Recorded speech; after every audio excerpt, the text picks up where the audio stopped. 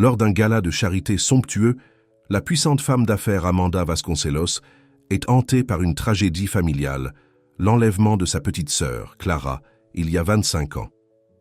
Mais lorsqu'une enfant des rues apparaît vêtue du manteau, perdue d'Amanda tenant une vieille photo de famille, le passé ressurgit.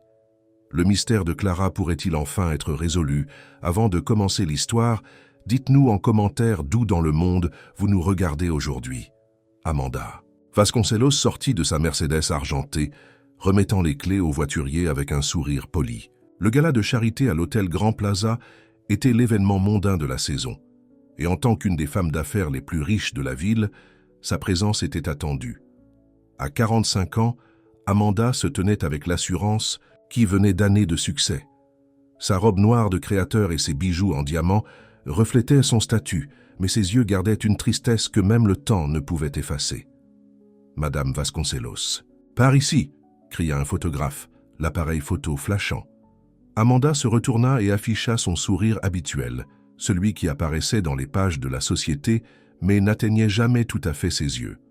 Son assistant, Rodrigo, apparut à ses côtés, un presse-papier à la main. « Votre table est prête à l'intérieur, et le maire souhaite vous parler du don à l'hôpital pour enfants. »« Merci, Rodrigo, » dit Amanda en lissant sa robe. « Ne les laissons pas attendre. » À l'intérieur, la salle de bal brillait, de lustre et du bavardage de l'élite de São Paulo. Amanda se déplaçait dans la foule avec aisance, recevant des baisers sur les joues et des poignées de main. Pour tous les autres, elle était l'image même du succès. PDG de Vasconcelos Enterprises, philanthrope, femme d'influence, personne ne voyait le manoir vide où elle retournait chaque soir, ni la pièce fermée qu'elle ne supportait pas d'entrer. « Amanda, ma chérie !» Béatrice Monteiro, son amie la plus ancienne, fit signe de l'autre côté de la salle. Béatrice était là il y a 20 ans, lorsque la tragédie a frappé la famille Vasconcelos. Elle était l'une des rares à connaître le poids qu'Amanda portait. « Comment vas-tu » demanda Béatrice doucement lorsqu'elles s'embrassèrent. « Je sais que ces événements sont difficiles pour toi, surtout à cette période de l'année. » Le sourire d'Amanda faiblit. La semaine prochaine marquait l'anniversaire de la disparition de sa sœur. 25 ans depuis que le bébé Clara avait été enlevé de son berceau pendant que la famille dormait. L'enlèvement qui a déchiré sa famille. « Je vais bien », répondit Amanda, le mensonge familier sur sa langue. « Le travail de la fondation me tient occupé. Tes parents seraient fiers de ce que tu as fait avec la fondation Clara Vasconcelos, » dit Béatrice en lui serrant la main. Amanda hocha la tête, essayant de ne pas se souvenir comment son père s'était alcoolisé à mort dans les 5 ans suivant la disparition de Clara, ni comment sa mère avait suivi peu de temps après son cœur lâchant de chagrin. Les journaux ont appelé cela des causes naturelles, mais Amanda savait mieux. Sa mère était morte de chagrin. « Excusez-moi, » dit Amanda, ayant soudain besoin d'espace. « J'ai besoin d'air. » Elle s'échappa de la foule et trouva un balcon tranquille surplombant les lumières de la ville. São Paulo s'étendait devant elle, vaste et impersonnel. Quelque part là-bas, elle croyait toujours, se trouvait sa sœur. Même après toutes ces années, Amanda gardait des enquêteurs sous contrat, pourchassant chaque piste, aussi petite soit-elle. « Madame Vasconcelos ?» Rodrigo apparut dans l'embrasure de la porte. « Ils s'apprêtent à annoncer votre don. Ils ont besoin de vous à l'intérieur. » Amanda prit une profonde inspiration et redressa les épaules. « Bien, sœur. » Le reste de la soirée passa dans un flou de discours et d'applaudissements. Amanda annonça son don de 5 millions de dollars à l'hôpital pour enfants, posa pour des photos et bavarda avec des politiciens et des célébrités. À 11 heures, elle était épuisée. « Je crois que je vais rentrer chez moi maintenant, » dit-elle à Rodrigo. « Excuse-moi auprès de quiconque demandera. »« Votre chauffeur est coincé dans la circulation, » répondit Rodrigo en vérifiant son téléphone. « Il devrait être là dans 20 minutes. » « Ne t'inquiète pas, » dit Amanda en prenant son manteau. « Je pourrais utiliser la marche, l'appartement. N'est qu'à quelques pâtés de maison. Mais Madame Vasconcelos, je vais bien, Rodrigo. Va profiter du reste de la fête. » Elle lui adressa un sourire rassurant.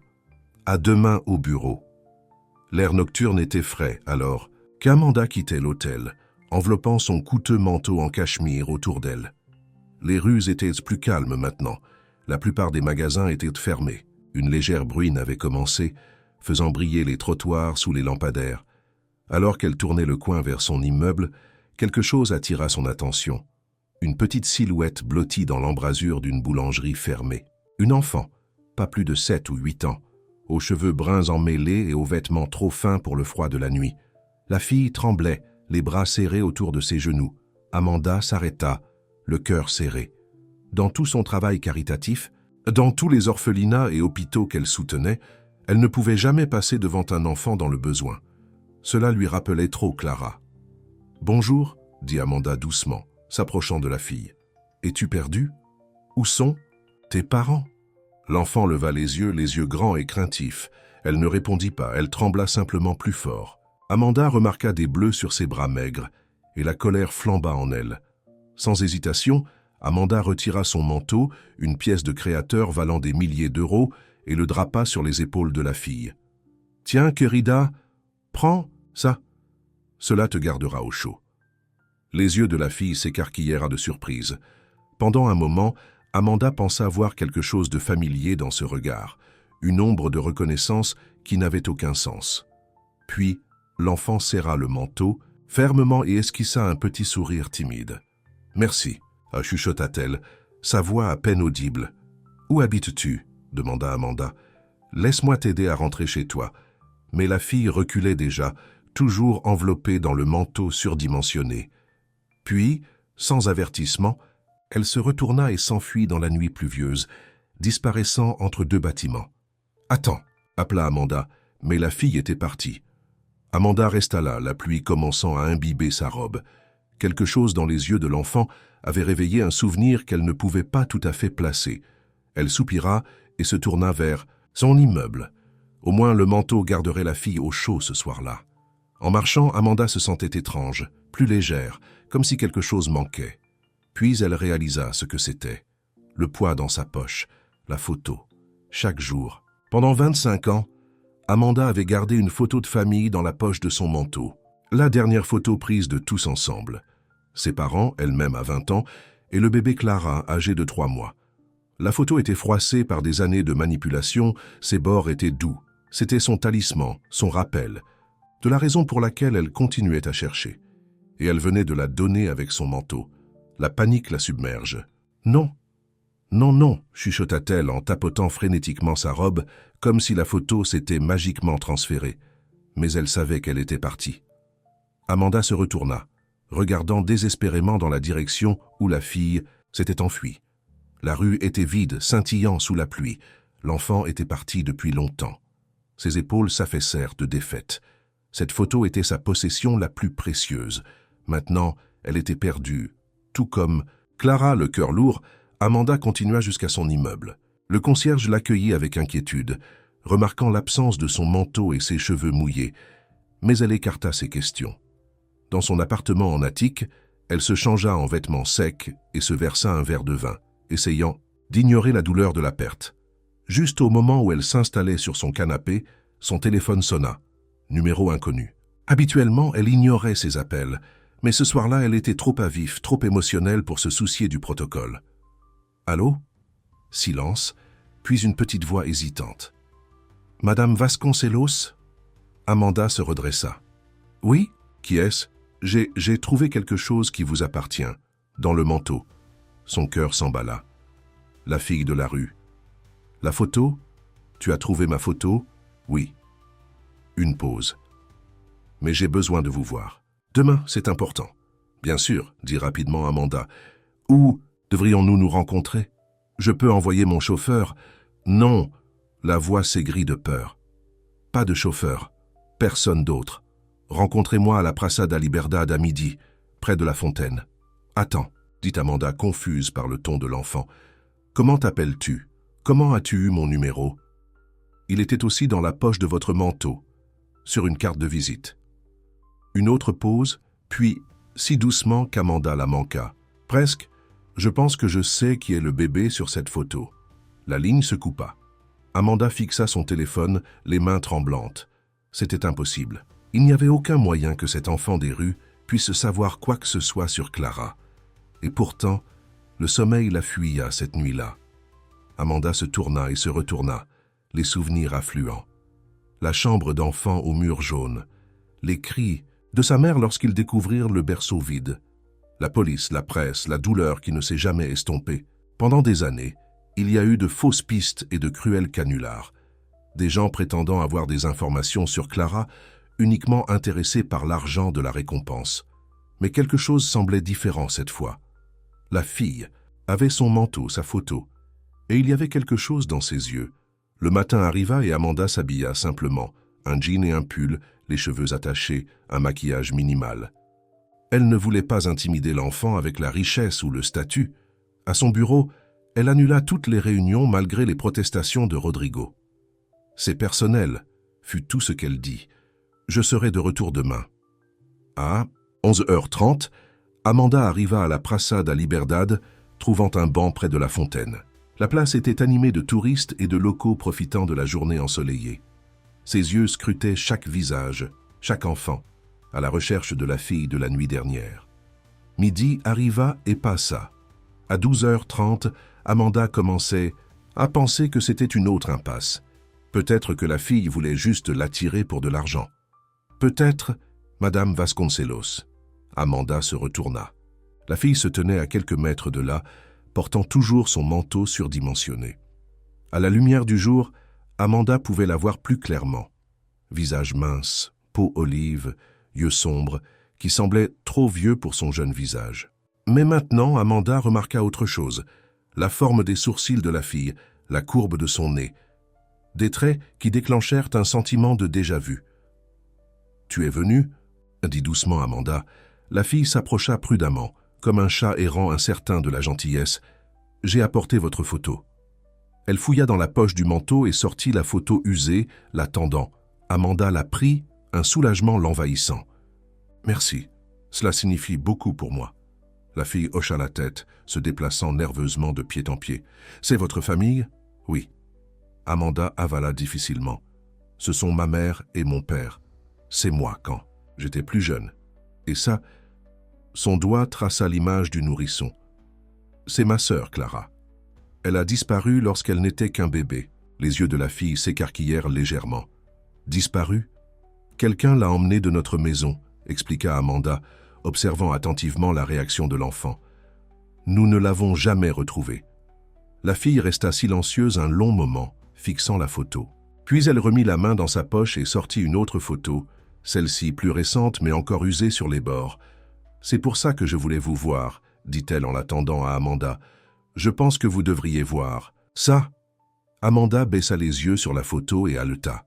Elle montrait une femme dans la trentaine, avec des cheveux comme ceux de la fille, tenant un bébé. Mais ce qui fit trembler la main d'Amanda, c'était le pendentif autour du cou de la femme, un médaillon d'or distinctif avec un saphir au centre, le médaillon de Clara, celui qu'elle portait le soir de sa disparition. « Qui est-ce » murmura Amanda, à peine capable de former les mots. « La femme qui m'a élevée » dit la fille doucement. « Elle s'appelait Elena. Elle est décédée le mois dernier. » Amanda ne pouvait plus respirer. « Et votre... »« Non, Lucia » répondit la fille, ses yeux noirs, si familiers, rencontrant ceux d'Amanda. Mais Elena m'appelait toujours Clara lorsqu'elle pensait que je ne pouvais pas entendre. Le monde sembla basculer sous les pieds d'Amanda. 25 ans de recherche, d'espoir, de chagrin, tout convergeait en ce moment, avec cet enfant qui ne pouvait pas être celle qu'Amanda pensait. Et pourtant, Lucia, dit Amanda prudemment, luttant pour garder une voix ferme, « Pourquoi êtes-vous venue me chercher ?» La fille, Lucia, baissa les yeux sur ses chaussures usées. Elena a laissé une lettre. Elle a dit que lorsqu'elle mourrait, je devais trouver la famille Vasconcelos, qu'il voudrait avoir de mes nouvelles. Elle leva les yeux brillants de larmes. Elle a dit qu'elle m'avait prise quand j'étais bébé, qu'elle était désolée. L'esprit d'Amanda s'emballa. Cet enfant était trop jeune pour être Clara, à peine 8 ou 9 ans alors que Clara aurait maintenant 25 ans. Mais si Elena avait élevé Clara, si Elena avait été la ravisseuse, Elena avait-elle une fille ? Demanda Amanda. Quelqu'un de plus âgé que vous ? Lucia secoua la tête. Juste moi, mais... Elle hésita. Il y a une boîte, avec des affaires de bébé, et des papiers avec un autre nom. Clara Vasconcelos. L'implication frappa Amanda comme un coup physique. Si Lucia avait les papiers de Clara, Si Elena avait élevé Clara comme sa propre fille... Lucia, dit Amanda, la voix tremblante, je pense que j'ai besoin de parler à quelqu'un qui connaissait Elena. Y a-t-il quelqu'un? Un voisin, un ami? Lucia hocha lentement la tête. Tante Margarida, elle habite dans notre immeuble. Elle s'occupe de moi depuis la mort d'Elena. M'emmènerez-vous la voir? Demanda Amanda, l'espoir et la peur se battant en elle. S'il vous plaît? Lucia sembla réfléchir, étudiant le visage d'Amanda, puis elle hocha la tête. D'accord, mais vous devez promettre de ne pas me renvoyer. Elena a dit qu'il pourrait essayer de m'emmener. Je le promets, dit Amanda, le cœur brisé pour cette enfant prise dans une toile qu'elle ne pouvait pas comprendre. Je veux juste connaître la vérité. Alors qu'elles quittaient ensemble la place, l'esprit d'Amanda tourbillonnait de possibilités. Si Elena avait kidnappé Clara, qu'était-il arrivé à sa sœur? Et pourquoi cet enfant avait-elle les papiers de Clara? Les réponses les attendaient dans un petit appartement dans l'un des quartiers les plus pauvres de la ville. Et Amanda savait que sa vie allait changer à jamais. Le trajet en taxi jusqu'au quartier de Lucia les emmena des tours brillantes du centre de São Paulo à un labyrinthe de rues étroites, bordées de petits bâtiments usés.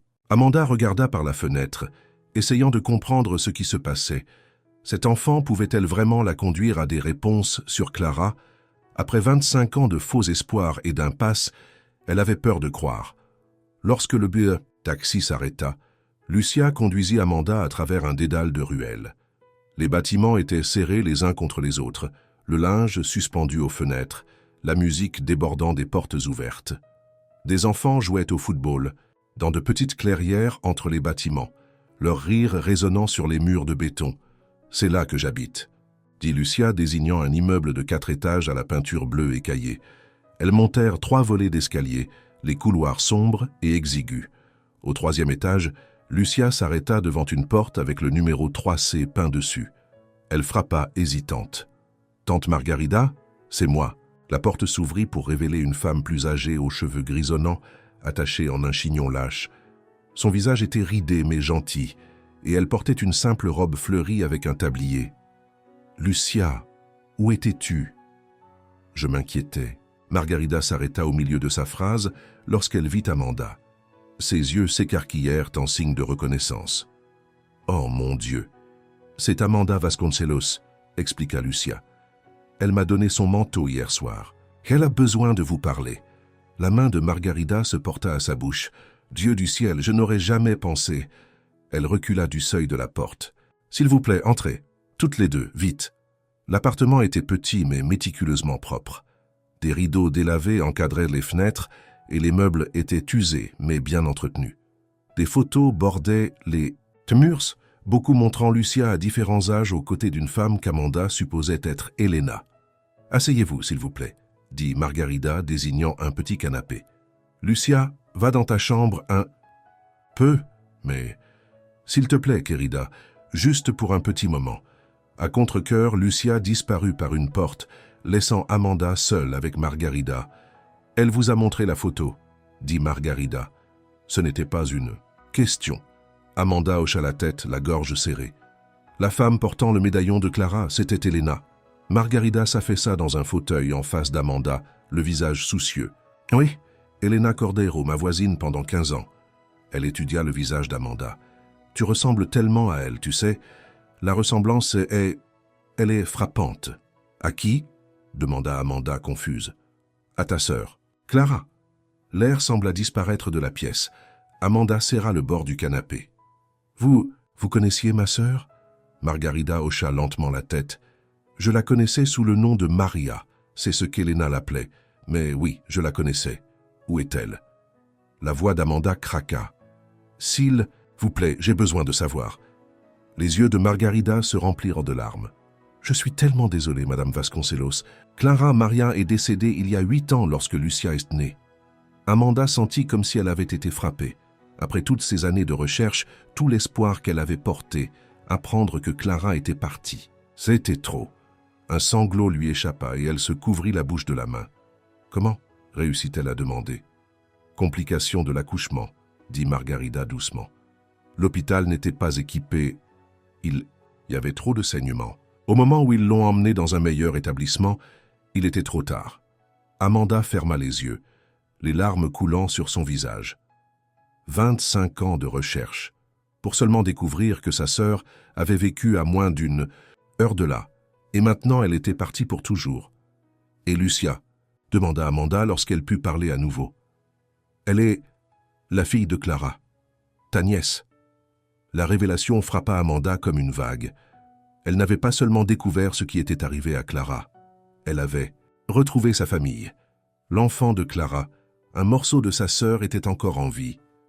Elena l'a élevée après la mort de Clara, continua Margarida. Elle était dévouée à la fille, mais elle a toujours porté la culpabilité de ce qu'elle avait fait. Elle a kidnappé ma sœur, dit Amanda, la colère se mélangeant à son chagrin. Elle nous a volé Clara. Pourquoi?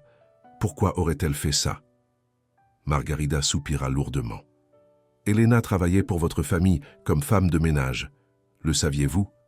Amanda secoua la tête, surprise. Non, je ne me souviens d'aucune. Elena. Elle était jeune, elle venait juste de commencer. C'était avant le kidnapping. Elle avait perdu son propre bébé et quelque chose s'est brisé dans son esprit. Lorsqu'elle a vu votre sœur si aimée, si chérie, tandis que son propre enfant était parti, Margarida secoua la tête. Cela n'excuse pas ce qu'elle a fait, mais elle n'était pas méchante, juste brisée. Clara le savait? Qu'elle avait été kidnappée? Pas avant d'être plus âgée, peut-être 16 ou 17 ans. Elena lui a finalement dit la vérité. Clara était dévastée. Elle s'est enfuie pendant un temps, mais est finalement revenue. Pourquoi n'est-elle pas venue nous retrouver?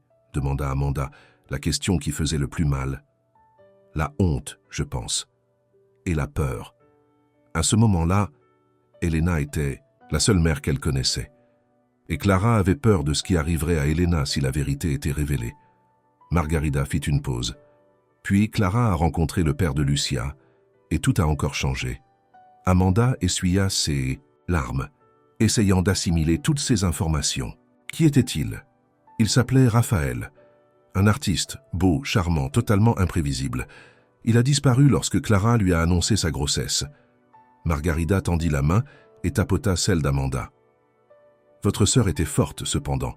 Elle était déterminée à garder le bébé, à donner à son enfant ce qu'elle n'avait pas eu, la vérité sur ses origines. Mais elle n'en a pas eu l'occasion, dit Amanda doucement. Non. Margarida se leva et alla vers une petite armoire. Elle en sortit une boîte en bois et la porta à Amanda. Avant de mourir, Clara a fait promettre 2 choses à Elena, qu'elle élèverait Lucia avec amour et qu'un jour, elle dirait à Lucia la vérité sur sa famille. Elle tendit la boîte à Amanda. Elena n'arrivait pas à le faire de son vivant. Sa culpabilité était trop grande. Mais elle a laissé ceci pour Lucia, avec pour instruction que, lorsqu'elle serait morte, Lucia devrait tout savoir. Les mains tremblantes, Amanda ouvrit la boîte.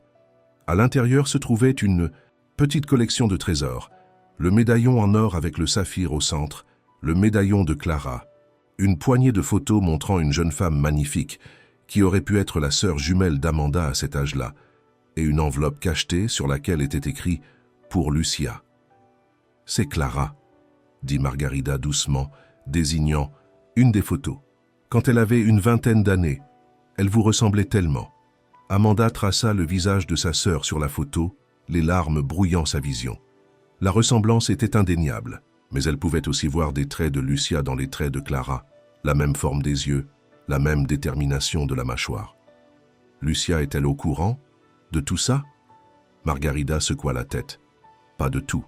Elle sait qu'Elena n'était pas sa mère biologique, que sa mère est morte à sa naissance, mais elle ne sait rien de l'enlèvement, ni qu'elle a une famille, une vraie famille, quelque part. Amanda ressentit une vague de protection.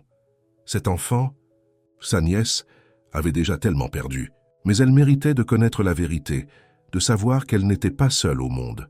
« Je veux lui dire, » dit Amanda. « Elle devrait l'entendre de moi. » Margarida hocha la tête. « Je suis d'accord. Mais s'il vous plaît, soyez douce. Elle a déjà tellement souffert. » Amanda se ressaisit, essuyant ses larmes. Elle devait être forte maintenant pour Lucia. « Pour Clara. »« Lucia ?» appela Margarida. « Tu peux sortir maintenant, querida. » La fille apparut sur le seuil, le visage solennel et attentif. Elle regarda Margarida puis Amanda, sentant le poids de ce qui s'était passé entre elles. « Viens t'asseoir avec nous », dit Amanda, tapotant l'espace à côté d'elle sur le canapé. « Il y a quelque chose d'important que je dois te dire. » Lucia s'assit, son petit corps tendu. Amanda prit une grande inspiration, cherchant les mots justes. « Lucia, tu te souviens? De la photo que je t'ai montrée, celle avec ma famille. » La fille hocha la tête. Le bébé sur cette photo était ma sœur, Clara. Elle a disparu lorsqu'elle était très jeune, et ma famille a passé de nombreuses années à la chercher. « Ah !» Amanda prit doucement la main de Lucia. « Nous savons maintenant qu'Elena a enlevé Clara de notre maison et l'a élevée comme sa fille. » Les yeux de Lucia s'écarquillèrent. « Elena a volé un bébé? »« Oui, » dit Amanda prudemment. « Ce qu'elle a fait était mal, mais Tia Margarida dit qu'elle aimait beaucoup Clara. Et plus tard, quand Clara a grandi, elle a eu un bébé. » Amanda serra la main de Lucia. « Ce bébé, c'était toi, Lucia. » La fille regarda Amanda, essayant de comprendre. « Donc, Clara était ma vraie mère et elle était ta sœur. » Amanda hocha la tête, la gorge serrée par l'émotion. « Oui, ce qui signifie que je suis ta tante, Lucia. Tu es ma nièce. » Lucia resta très immobile, les yeux allant d'Amanda à Margarida, comme si elle cherchait une confirmation. « Mais, si vous êtes ma famille, pourquoi n'êtes-vous pas venu me chercher avant ?»« Parce que nous ne le savions pas, » expliqua Amanda, le cœur brisé par la question. « Nous ne savions pas où était Clara ni qu'elle avait une fille. Si nous avions su, nous serions venus immédiatement. Je te le promets. » Des larmes jaillirent des yeux de Lucia. « Donc je ne suis pas seule? J'ai une famille? »« Oui, » dit Amanda, ses propres yeux se remplissant à nouveau. « C'est moi. Et j'aimerais beaucoup que tu viennes vivre avec moi, si c'est ce que tu veux. » Lucia regarda Margarida, incertaine. « Et Tia Margarida ?» La femme âgée sourit doucement. « Je serai toujours là pour toi, querida. Mais Madame Vasconcelos est ta famille, ta vraie famille. Tu pourras rendre visite à Tia Margarida quand tu voudras, » ajouta rapidement Amanda. « Elle fera toujours partie de ta vie. » Lucia resta silencieuse pendant un long moment, son jeune visage sérieux, alors qu'elle considérait tout ce qu'elle venait d'apprendre. « Est-ce que ma mère, Clara, m'aimait-elle ?»« Oh oui, » dit Margarida avant qu'Amanda ne puisse répondre. « Plus que tout au monde. Elle était tellement excitée de t'avoir, Lucia. Elle te parlait avant ta naissance, te racontait des histoires sur la vie merveilleuses que tu aurais. » Lucia hocha lentement la tête, puis se tourna vers Amanda. « Est-ce que je lui ressemble? À ma mère ?» Amanda sourit à travers ses larmes. « Oui, tu as ses yeux et son sourire. » Elle toucha doucement la joue de Lucia. « Tu es belle comme elle l'était. Puis-je voir ?» demanda Lucia. Amanda prit la boîte et sortit une des photos de Clara. Elle la tendit à Lucia, qui l'examina attentivement. « Elle est jolie », chuchota Lucia.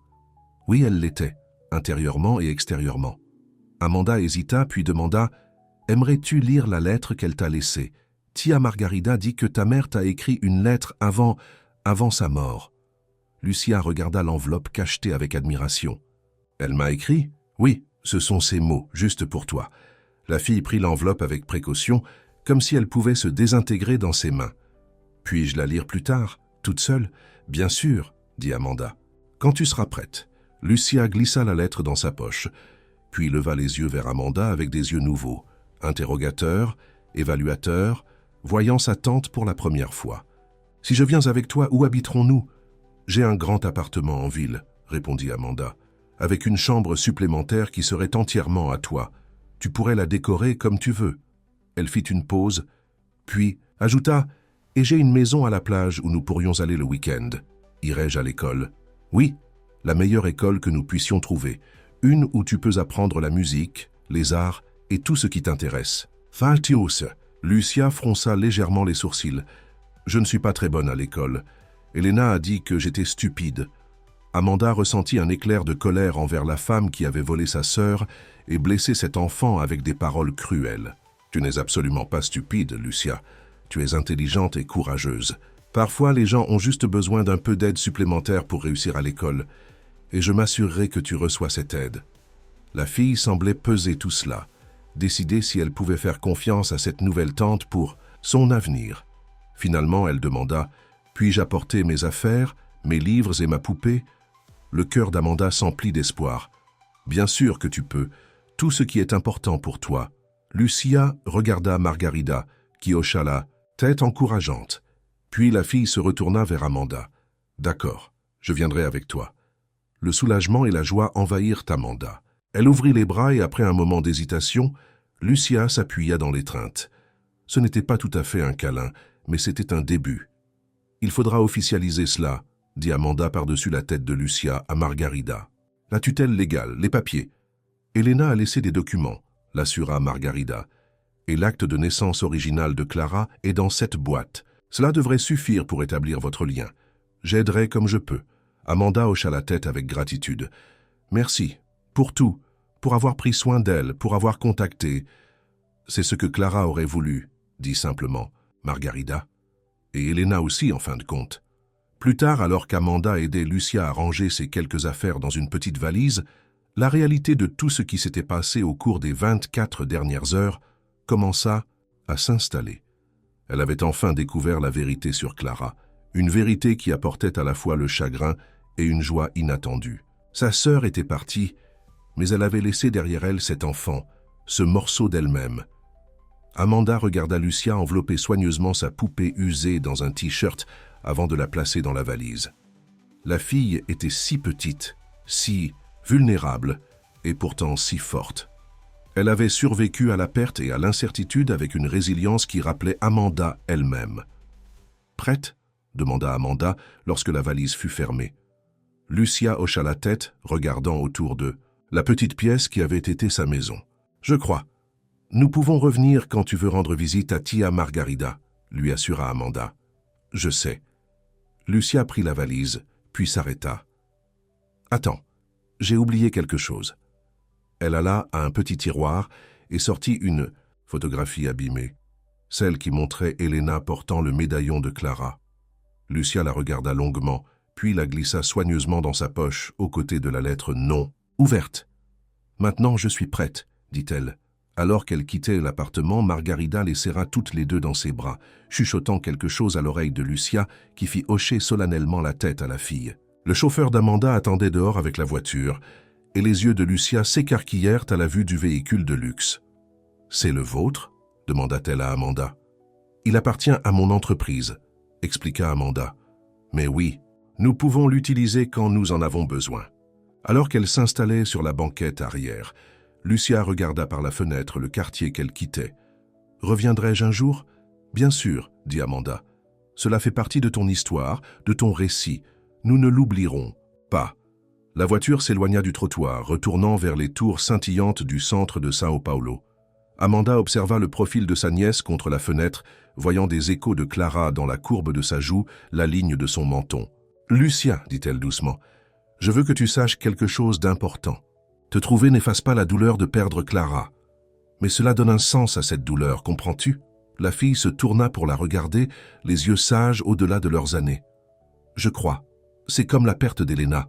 Ça a fait mal, mais maintenant je t'ai trouvé, donc ce n'est pas si terrible. » « Exactement, » dit Amanda, touchée par la perspicacité de l'enfant. Alors que la voiture s'engageait sur l'avenue principale, Lucia plongea la main dans sa poche et sortit la lettre scellée de sa mère. Elle la retourna dans ses mains, traçant l'écriture sur l'enveloppe. « M'aideras-tu à la lire ?» demanda-t-elle à Amanda. « Quand je serai prête ?»« Bien sûr que oui, » promit Amanda. « Quand tu voudras. » Elle roulait en silence pendant un moment, chacune perdue dans ses pensées. L'esprit d'Amanda tourbillonnait autour de toutes les questions pratiques qu'elle devait régler. Tutelle légale, inscription scolaire, médecin, thérapeute. Mais sous tout cela, il y avait un sentiment d'exactitude, de boucle bouclée. Elle avait passé la moitié de sa vie à chercher Clara, et même si elle ne pouvait pas ramener sa sœur, elle pouvait aimer et protéger la fille de Clara. Alors qu'elles approchèrent de l'immeuble d'Amanda, Lucia prit de nouveau la parole. Sa voix petite mais déterminée. « Je crois que ma mère serait heureuse que tu m'aies trouvé, » dit-elle. Amanda sentit des larmes lui piquer les yeux. « Je le crois aussi, querida, je le crois aussi. » La voiture s'arrêta au bord du trottoir, et alors que le portier se précipitait pour leur ouvrir la porte, Amanda prit la main de sa nièce. Ensemble, elles entrèrent dans leur nouvelle vie, portant le passé avec elles, mais regardant vers l'avenir, un avenir qu'aucune d'elles n'avait imaginé la veille. L'appartement pentouse d'Amanda semblait différent avec Lucia. L'espace élégant et moderne qui avait toujours semblé plus une vitrine qu'un foyer résonnait maintenant des pas hésitants d'une enfant explorant son nouvel environnement. « Tout cet endroit est à toi ?» demanda Lucia, les yeux grands ouverts tandis qu'elle contemplait les fenêtres du sol au plafond, les sols en marbre, les œuvres d'art coûteuses. « À nous maintenant, » corrigea doucement Amanda. « Viens, laisse-moi te montrer ta chambre. » Elle conduisit Lucia dans le couloir jusqu'à la chambre d'amis qu'elle avait préparée à la hâte. Elle était élégante mais impersonnelle. Mur crème, un lit queen size avec des draps blancs impeccables, une commode élégante. Rien de ce à quoi devrait ressembler une chambre d'enfant. « C'est si grand », murmura Lucia, posant sa petite valise avec précaution, comme si elle craignait de déranger quoi que ce soit. « Nous la redécorerons comme tu voudras », promit Amanda. « Nouvelle peinture, nouveaux meubles, tout ce qui te rendra heureuse. » Lucia hocha la tête, mais Amanda put voir la surcharge dans ses yeux. Tout allait si vite. « As-tu faim ?» demanda Amanda, essayant de trouver quelque chose de familier, quelque chose de réconfortant à offrir. « Un peu, » admit Lucia. « Voyons ce que nous pouvons trouver dans la cuisine. » La vérité était qu'Amanda cuisinait rarement. Son réfrigérateur ne contenait que de l'eau en bouteille, quelques yaourts et quelques fruits. Elle vivait de plats à emporter et de dîners d'affaires, sa vie tournant autour du travail plutôt que du confort du foyer. Lucia s'assit sur un tabouret au comptoir de la cuisine, regardant Amanda fouiller dans les placards. « Je peux faire des sandwichs », proposa Amanda, trouvant du pain et du fromage. « Et demain, nous irons faire les courses pour de vrais produits alimentaires. Quels sont les aliments que tu aimes ?» Elena faisait du riz et des haricots, dit Lucia, et parfois du poulet quand nous pouvions nous le permettre. Amanda hocha la tête, prenant une note mentale. Elle devait apprendre ce que mangeaient les enfants de 8 ans normaux, les routines dont ils avaient besoin. Elle ne s'était jamais imaginée comme la tutrice de qui que ce soit, encore moins d'une enfant traumatisée qui venait de perdre son seul tuteur. Alors qu'elle prenait leur repas simple, le téléphone d'Amanda sonna sans cesse. Rodrigo, son assistant, l'appelait toute la journée. Elle l'avait ignoré jusqu'à présent, mais finalement elle répondit. « Amanda, où es-tu » demanda Rodrigo. « Le conseil pose des questions. Le contrat González nécessite votre signature aujourd'hui, et les avocats attendent votre appel concernant la fusion. »« Je ne peux pas venir aujourd'hui, Rodrigo, » dit Amanda, regardant Lucia picorer son sandwich. « Ni demain. En fait, j'ai besoin que tu libères mon agenda pour la semaine prochaine. » « Une semaine ?» Rodrigo sembla paniquer. « Mais l'examen trimestriel devra attendre, c'est une urgence familiale. » Elle fit une pause, le mot « famille » lui semblant étrange et merveilleux sur la langue. « Je t'expliquerai tout bientôt. Pour l'instant, occupe-toi de ce que tu peux et reporte le reste. » Elle raccrocha avant qu'il ne puisse protester davantage. Son entreprise, Vasconcelos Enterprises, avait été toute sa vie pendant si longtemps. Mais maintenant, en regardant la petite fille en face d'elle, Amanda savait que ses priorités avaient changé irrévocablement. « Dois-tu travailler ?» demanda Lucia ayant surentendu la conversation. « Pas maintenant », l'assura Amanda. « Maintenant, mon travail est de t'aider à t'installer. » Ce soir-là, elles s'assirent ensemble sur le canapé, regardant un film pour enfants qu'Amanda avait téléchargé à la hâte. Lucia semblait se détendre légèrement, souriant même parfois aux parties amusantes. Lorsque le film se termina, Amanda réalisa qu'il était plus de 9 heures. « Je crois qu'il est temps d'aller au lit, » dit-elle. « As-tu besoin d'aide pour te préparer ?» Lucia secoua la tête. « Je peux le faire moi-même. » Amanda lui montra où étaient les serviettes, trouva un vieux t-shirt qu'elle pouvait utiliser comme chemise de nuit et attendit, nerveusement pendant que Lucia se préparait pour le lit. Quel était le protocole ici? Devrait-elle l'aborder? Lui lire une histoire? Elle n'avait aucune idée de ce qui convenait à un enfant de l'âge de Lucia. Lorsque Lucia sortit de la salle de bain, le visage fraîchement lavé et les cheveux humides, Amanda la ramena dans la chambre. Lucia monta dans le grand lit, semblant minuscule parmi les oreillers moelleux. Sa poupée usée était serrée contre sa poitrine. « As-tu besoin de quelque chose ?» demanda Amanda, hésitant près de la porte. Lucia hésita, puis dit d'une petite voix « Elena, laissez la lumière du couloir allumée. »« Bien sûr, » dit Amanda, soulagée d'avoir des instructions claires. « Je la laisserai allumer pour toi aussi. » Elle fit un mouvement pour partir, mais la voix de Lucia l'arrêta. « Puis-je te poser une question ?»« N'importe. »« Quoi ?» dit Amanda en se retournant. « As-tu cherché ma mère, tout ce temps ?» Amanda s'assit au bord du lit. « Chaque jour, » dit-elle honnêtement. « Je n'ai jamais cessé de chercher Clara. J'ai engagé des détectives, affiché des récompenses, suivi toutes les pistes possibles. Je n'ai jamais abandonné l'espoir que je la retrouverais un jour. » Lucia hocha la tête, absorbant cela. « Et maintenant, tu m'as trouvé à la place. »« Oui, » dit Amanda, sa voix s'adoucissant, « et c'est un cadeau auquel je ne m'attendais pas. » Lucia resta silencieuse un moment, ses doigts triturant le bord de la couverture. « J'ai toujours la lettre, de ma mère. Je ne l'ai pas encore lue. Quand tu seras prête, » lui rappela Amanda. « Il n'y a pas de précipitation. Veux-tu rester avec moi quand je la lirai? Si c'est ce que tu veux, bien sûr que oui. » Lucia hocha la tête puis bâilla largement. La journée émotionnelle la rattrapait. « Dors maintenant, » dit Amanda, résistant à l'envie de caresser les cheveux de la fille. Elle n'en était pas encore là. « Je serai juste dans le couloir si tu as besoin de quelque chose. »« Boa-nuit » murmura Lucia, les yeux déjà fermés. « Boa-nuit, querida » murmura Amanda, sortant de la chambre et laissant la lumière du couloir allumée comme promis. Dans sa propre chambre, Amanda s'autorisa enfin à ressentir tout le poids des événements de la journée. Elle s'effondra sur son lit, épuisée émotionnellement. Clara était partie, vraiment définitivement partie. La sœur qu'elle avait passé la moitié de sa vie à chercher avait vécu et était morte à quelques kilomètres de là. Pour la première fois depuis l'âge de 20 ans, Amanda pleura sans retenue.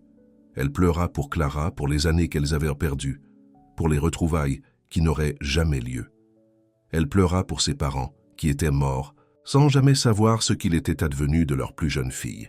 Et elle pleura pour Lucia, une enfant innocente prise dans une toile tragique qui n'était pas de sa faute. Lorsque les larmes se calmèrent enfin, Amanda se retrouva à regarder la photo de sa poche de manteau, la dernière photo de sa famille au complet. Bébé Clara si aimée, sans aucune idée du chemin tordu que prendrait sa vie. « Je t'ai trouvé », murmura Amanda à l'image de sa sœur. « Trop tard, mais je t'ai trouvé, et je prendrai soin de ta fille, je le promets. » Avec ce vœu, Amanda tomba enfin dans un sommeil épuisé. Le matin arriva avec le bruit de mouvement dans l'appartement. Amanda se réveilla en sursaut, momentanément confuse par le bruit inconnu. Puis, elle se souvint. Lucia. Elle enfila un peignoir et se précipita dans la pièce principale. Lucia était assise en tailleur sur le sol du salon, la boîte des effets personnels de Clara ouverte devant elle. Elle examinait le médaillon en or, le retournant dans ses petites mains. « Bonjour » dit doucement Amanda, ne voulant pas la surprendre. Lucia leva les yeux. « Il ne s'ouvre pas » dit-elle en levant le médaillon. « J'ai essayé, mais il est bloqué. » Amanda traversa la pièce et s'agenouilla à côté d'elle. « Puis-je » demanda-t-elle en tendant la main. Lucia lui passa le médaillon. Il était exactement comme Amanda s'en souvenait, il y a 25 ans. Un pendentif ovale en or avec un petit saphir au centre. Leur mère l'avait offert à Clara en cadeau de baptême. « Il y a un truc » expliqua Amanda. Elle pressa le saphir et le côté du médaillon simultanément, et avec un petit clic, il s'ouvrit. À l'intérieur se trouvait une photo miniature.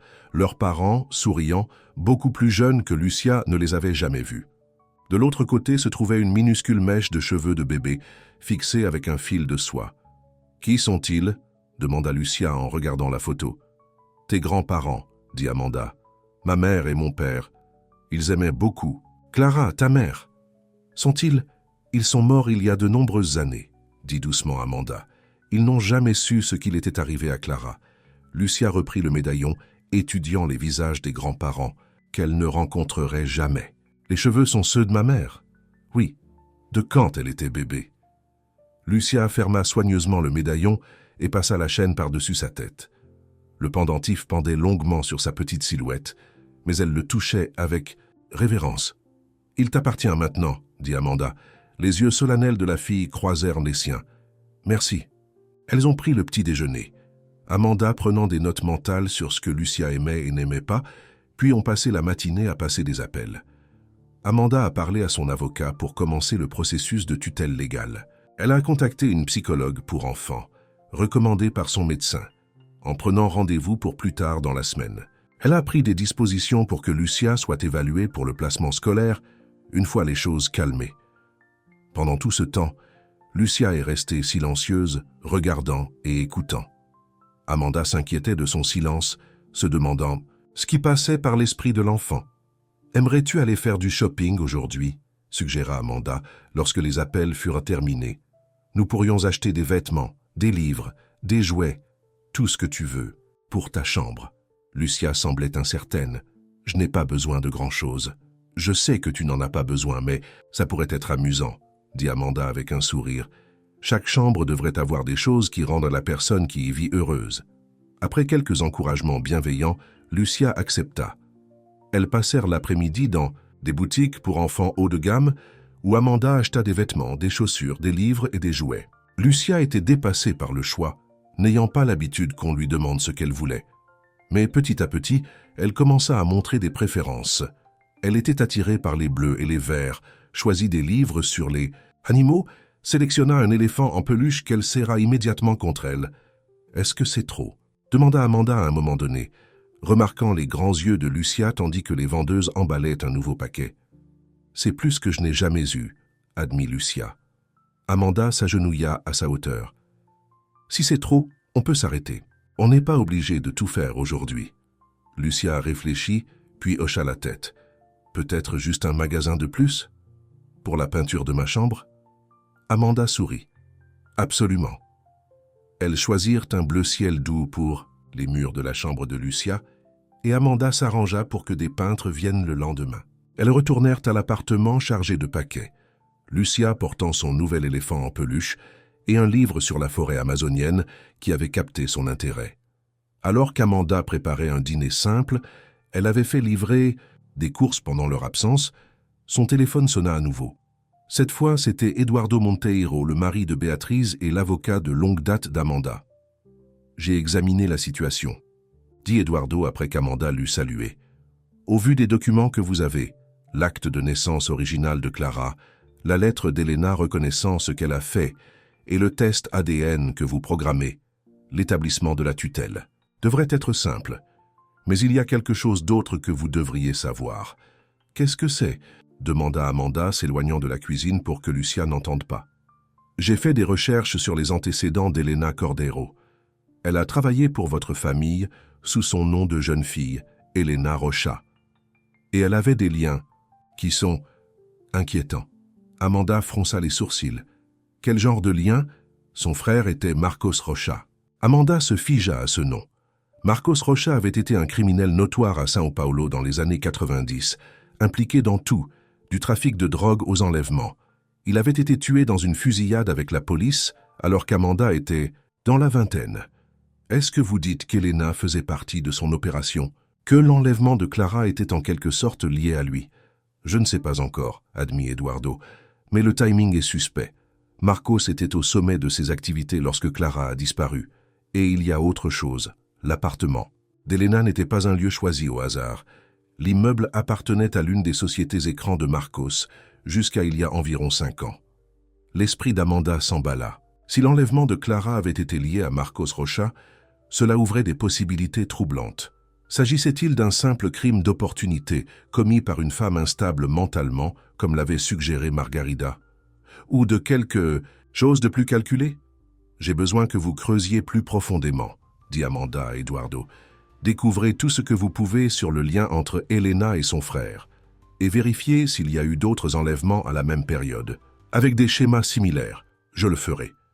Mais Amanda, soyez prudente. S'il y a plus dans cette histoire, il pourrait y avoir des gens qui ne veulent pas que la vérité soit révélée. Des gens qui pourraient encore être là. Je comprends. Merci, Eduardo. Elle raccrocha, troublée par ces nouvelles informations. Elle se retourna pour voir Lucia la regarder de l'embrasure de la porte de la cuisine. « Tout va bien ?» demanda la fille. Amanda força un sourire. « Oui, juste des choses de travail. Prête pour le dîner ?» Plus tard dans la soirée, alors qu'elle s'installait sur le canapé avec des tasses de chocolat chaud, Lucia sortit la lettre de Clara de sa poche. « Je crois que je suis prête à la lire maintenant, » dit-elle doucement. Amanda hocha la tête, son cœur s'accélérant. « Voudrais-tu que je te la lise ou préfères-tu la lire toi-même? Pouvez-vous me la lire, s'il vous plaît ?» Avec des doigts tremblants, Amanda prit l'enveloppe. Elle était scellée à la cire, estampillée de ce qui ressemblait à un sceau de fortune, peut-être un bouton pressé dans la cire molle. Elle brisa soigneusement le sceau et déplia les pages intérieures. L'écriture était fluide et élégante, si semblable à celle d'Amanda qu'un frisson lui parcourut l'échine. « Ma très chère Lucia », commença Amanda, sa voix ferme malgré l'émotion qui montait dans sa poitrine. « Si tu lis ceci, cela signifie que je ne suis plus avec toi, et le moment est venu pour toi d'apprendre la vérité sur qui tu es et d'où tu viens. Premièrement, sache que je t'aime plus que tout au monde. Dès l'instant où j'ai su que tu grandissais en moi, tu es devenu ma raison d'être. Quoi qu'il arrive, n'en doute jamais. Deuxièmement, je dois te parler de ta famille, ta vraie famille. Mon nom n'est pas Maria comme on t'a peut-être dit. Je suis née Clara Vasconcelos, fille de Roberto et Isabella Vasconcelos. J'avais une sœur aînée nommée Amanda, qui était la sœur aînée la plus merveilleuse que l'on puisse souhaiter. Lorsque j'avais seulement 3 mois, j'ai été enlevée à ma famille par Elena. Oui, la même Elena qui m'a élevée, que tu connais comme ta grand-mère. Ce qu'elle a fait était mal, mais je suis arrivé à comprendre qu'elle était très malade mentalement lorsqu'elle m'a enlevée. Elle a perdu son propre bébé, et quelque chose s'est brisé en elle. Cela ne justifie pas ses actes, mais j'espère qu'un jour tu pourras trouver dans ton cœur à la pardonner, comme j'ai essayé de le faire. Je n'ai appris la vérité qu'à l'âge de 17 ans. À cette époque, Elena était la seule mère que j'ai jamais connue. J'étais en colère et confuse. Je me suis enfuie pendant un temps, pensant que je trouverais ma vraie famille. Mais j'avais peur. Peur qu'ils me haïssent de ne pas les avoir trouvés plus tôt. Peur de ce qui arriverait à Elena si je me manifestais. Peur de devoir devenir quelqu'un de nouveau. Alors je suis revenue. Et puis j'ai rencontré ton père, Raphaël, et je suis tombée amoureuse. Lorsque je suis tombée enceinte de toi, j'ai su que je devais faire des choix différents. Je voulais que tu connaisses la vérité dès le début, pour ne jamais vivre avec des mensonges comme je l'avais fait. Mais la vie ne se déroule pas toujours comme prévu. Si tu lis ceci, cela signifie que je n'ai pas pu te dire ces choses moi-même. Je suis tellement désolé pour ça. Ta famille est là-bas, Lucia. La famille Vasconcelos. Ce sont de bonnes personnes qui n'ont jamais cessé de me chercher. Ma sœur Amanda serait ta tante. Trouve-la si tu peux. Montre-lui le médaillon, elle le reconnaîtra. Dis-lui que je suis désolé de ne pas être. Rentrez à la maison. Tu viens d'une famille de femmes fortes, ma chère fille. Quoi qu'il arrive, souviens-toi que tu portes cette force en toi. Tout mon amour, pour toujours et à jamais. Ta mère, Clara Vasconcelos. La voix d'Amanda se brisa sur les derniers mots. Elle leva les yeux pour voir des larmes couler sur le visage de Lucia. « Elle voulait que je te trouve », murmura Lucia. « Oui », dit Amanda les yeux humides. « Et maintenant, nous nous sommes retrouvés. » Lucia se rapprocha sur le canapé et pour la première fois, elle initia le contact, se penchant contre le côté d'Amanda. Amanda passa son bras autour des petites épaules de la fille et elles restèrent assises ensemble en silence, liées par les paroles de la femme qu'elles avaient toutes les deux aimée et perdue. « Puis-je garder la lettre sous mon oreiller ce soir ?» demanda Lucia finalement. « Bien sûr que tu peux. Vas-tu me raconter des histoires, sur le moment où ma mère était petite, les vraies histoires, pas celles qu'Elena a inventées ?» Amanda sourit à travers ses larmes. « J'ai tellement d'histoires à te raconter. Nous avons tout le temps du monde. » Mais même en disant ces mots, l'avertissement d'Eduardo résonnait dans son esprit. S'il y avait plus dans l'enlèvement de Clara que le chagrin instable d'Elena, si Marcos Rocha avait été impliqué. Amanda serra son bras autour de Lucia de manière protectrice. Elle ne perdrait pas un autre membre de sa famille. Quelle que soit la vérité, elle y ferait face, et elle protégerait Lucia. Ce soir-là, après avoir couché Lucia au lit avec la lettre de Clara sous son oreiller, Amanda prit une décision. Elle alla dans son bureau à domicile et sortit une clé du tiroir de son bureau. Elle ouvrait un coffre-fort caché derrière, l'une de ses peintures abstraites. À l'intérieur se trouvait une arme à feu, un petit 380 qu'elle avait acheté il y a des années après un cambriolage dans son appartement précédent. Elle avait suivi des cours, obtenu les permis nécessaires, mais elle n'avait jamais eu besoin de l'utiliser. Elle vérifia qu'elle était chargée, puis la rangea dans le tiroir de sa table de chevet. L'avertissement d'Eduardo l'avait inquiétée. S'il y avait des gens qui ne voulaient pas que la vérité sur l'enlèvement de Clara soit révélée, Amanda devait être préparée. Alors qu'elle se glissait au lit, son téléphone vibra avec un texto de Rodrigo. Le conseil d'administration exige une réunion d'urgence demain. Impossible de reporter plus longtemps. Situation critique avec la fusion González. Amanda soupira. Son entreprise avait besoin d'elle, mais Lucia avait encore plus besoin d'elle. Elle répondit rapidement. « Dites-leur que je les appellerai. » 10 heures. Elle mit le téléphone de côté et ferma les yeux, les pensées tourbillonnant. La lettre de Clara, les secrets d'Elena, l'implication possible de Marcos Rocha, la société qu'elle avait négligée pendant des jours. Tant de fils à démêler, mais le plus important dormait juste au bout du couloir, une petite fille qui avait tout perdu et qui dépendait maintenant d'Amanda. « Je ne te laisserai pas tomber », murmura Amanda, une promesse à Lucia, à Clara et à elle-même. Elle s'endormit, ignorant que de l'autre côté de la ville, dans un appartement de luxe surplombant le parc Ibirapuera, un homme regardait un vieux coupure de journal sur l'enlèvement de Vasconcelos. Le titre disait « La fille d'un milliardaire toujours portée disparue après 3 mois ». L'homme prit son téléphone et composa un numéro. « Nous avons un problème », dit-il, lorsque l'appel fut connecté. La femme Vasconcelos a retrouvé l'enfant. La voix au bout du fil était froide et précise. Alors nous devons agir rapidement, avant qu'elle ne découvre le reste. L'homme raccrocha et retourna à la fenêtre, regardant la ville scintillante en contrebas. 25 ans de secrets étaient sur le point de se défaire, et il ne pouvait pas permettre que cela arrive. Pas quand tant d'enjeux étaient en jeu. Le lendemain matin pointa le jour clair et lumineux. Amanda se réveilla tôt, vérifiant Lucia avant de se rendre dans son bureau à domicile. Elle avait une visioconférence avec son conseil d'administration à 10 heures, et elle devait se préparer. Lucia dormait toujours paisiblement, la lettre de Clara serrée dans sa main même dans son sommeil. Amanda sourit à cette vue, puis ferma doucement la porte. À 10 heures précises, Amanda se connecta à l'appel vidéo. Les visages des membres de son conseil d'administration apparurent à l'écran, leurs expressions allant de l'inquiétude à l'irritation. « Amanda, que se passe-t-il » demanda Carlos Ferreira, le président. « Vous êtes injoignable depuis des jours. L'affaire González est sur le point de s'effondrer. Je m'excuse pour mon absence, » dit Amanda calmement. « J'ai eu une situation familiale qui a nécessité mon attention immédiate. » « Situation familiale ?» Ricardo Mendes, un autre membre du conseil, leva un sourcil.